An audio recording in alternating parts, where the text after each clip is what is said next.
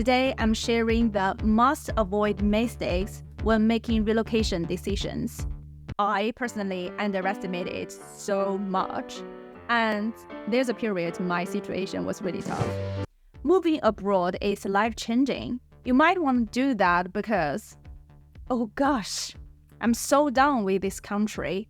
I'm gonna move to somewhere better, or I heard I could make 5 times more salary in that country. Or my 2 kids need better education for their future. Sometimes it's not even a choice.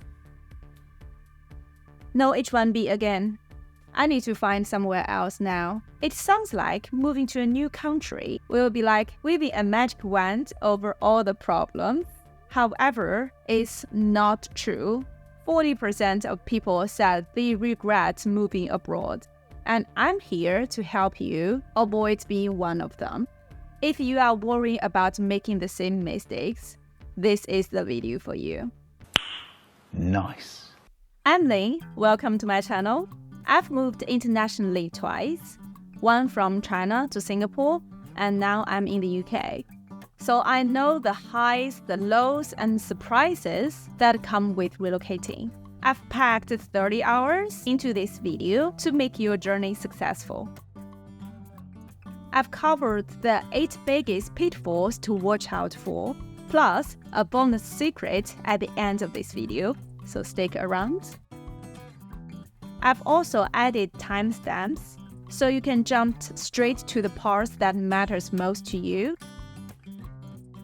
And if you are still deciding which country to choose, I'll cover that part in my next video. So hit subscribe if you want the latest.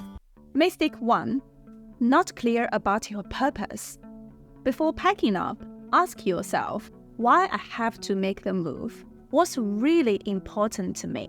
A lot of people skip this step and dreaming everything will magically improve in the new place and end up regretting their decision because the reality can be far away from the expectations.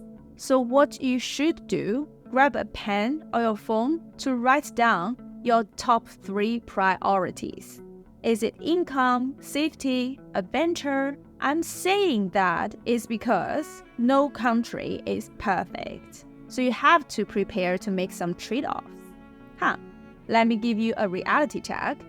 Are you looking for a super safe city? That will mean strict laws, which means you cannot do everything you want, even though it might be legal in your current country. Or a country with high salaries, it probably comes with sky-high cost of living. The key here is balance. Figure out what you are aiming for and what you are willing to compromise on. You can use this video in 2 ways. If you already know all of your priorities, just jump to the relevant parts to save time. If you are not sure, go through all the points and keep scoring. Mistake 2. Guessing, not calculating your finances. Alright, let's talk about everyone's favorite topic, money. Unless you are moving for retirement, in which case I envy you. Finances are the big thing. Ignoring the real financial picture is one of the top regrets people have after relocating. I'm breaking this into 4 key factors you need to check off. First, job and income. You'll need to figure out the job market. Can you find work in your field?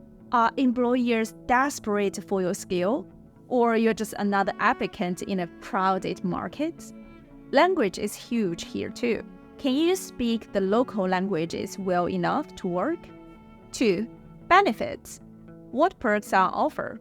Does the country have strong social support systems or job-related benefits? Things like annual leave, maternity leave, pensions, healthcare benefits, and national benefits program can vary wildly, so make sure they fit your needs. 3. Living costs. Here's where the things can get really surprising. Food, rent, groceries, transport, etc. All of it.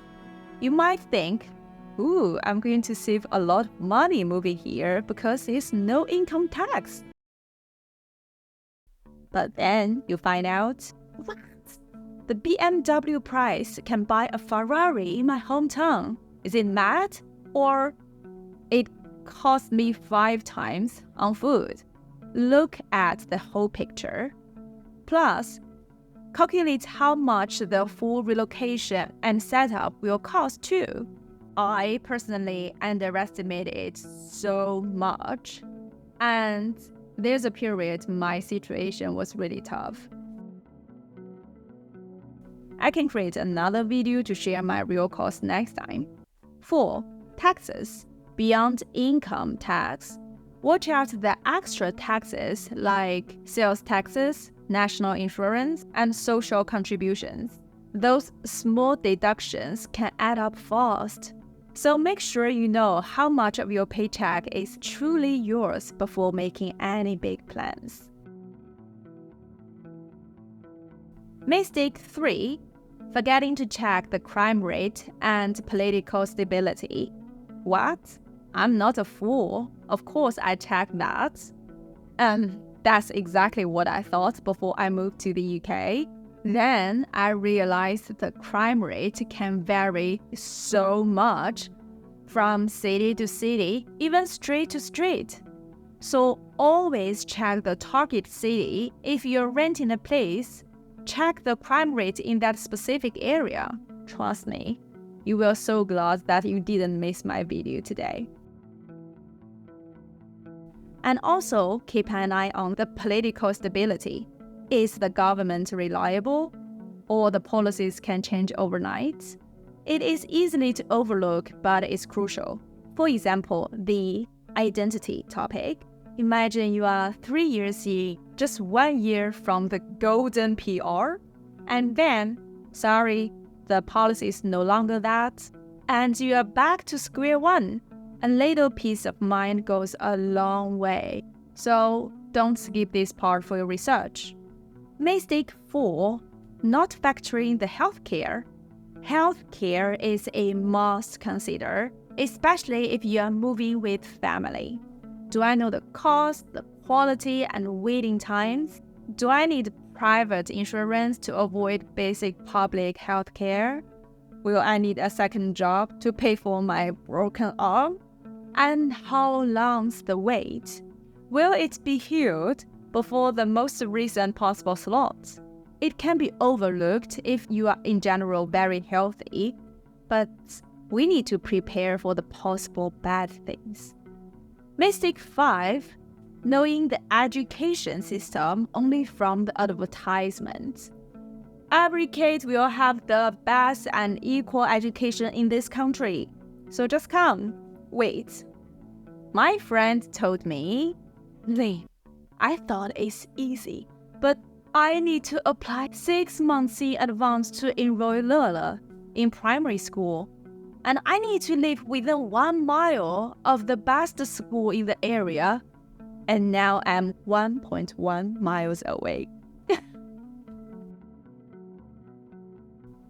Parents, listen up. Apart from the education system, the teaching styles, the culture, what's more realistic are, can my kids even get into these schools? How long the application will take? And what's the local policies?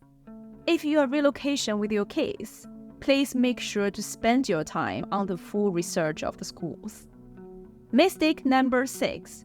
Ignoring culture and lifestyle differences. This one actually mostly happened to the people move for work. But culture shock is real. It's not just about whether you love the food or landmarks. Think about daily life. Is the country's vibe compatible with your personalities?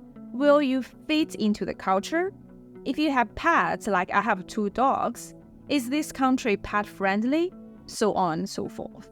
I highly recommend to watch some YouTube videos or ask your friends real thoughts if they are living in the country to help you move from imagination to realistic.